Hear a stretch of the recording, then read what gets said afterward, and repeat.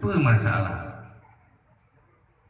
apa yang harus selesai sehingga harus diselesaikan oleh organisasi hatta. Maka dalam halnya semoga Allah malamnya takdir lewat lidah ulang tuan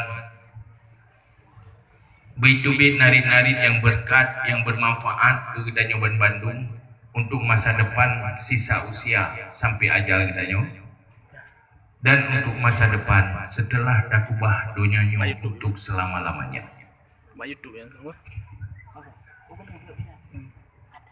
Tanyonyo adalah generasi yang dipelahi oleh Allah Subhanahu wa taala. Generasi Islam yang lahir di sebuah kurun di masa di mana umat Islam tidak sepakat dengan Islam. Di mana banyak umat Islam tidak mengerti Islam dalam ukuran yang memadai. Di mana bermacam arus pemikiran baik di kalangan Islam atau non-Muslim, benar atau sesat, berada di dalam arus global. Sehingga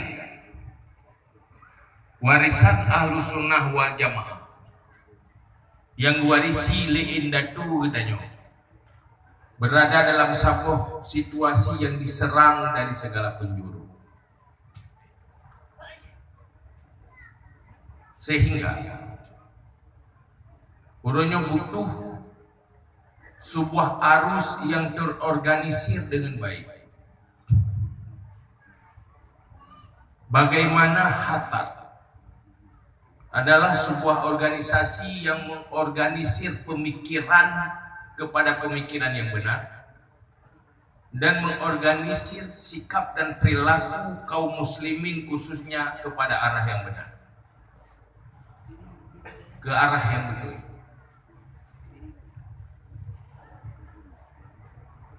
Maka dalam halnya alangkah baiknya kita tak ikuti menteng gaya Rasulullah Sallallahu Alaihi Wasallam di dalam berjuang Islam.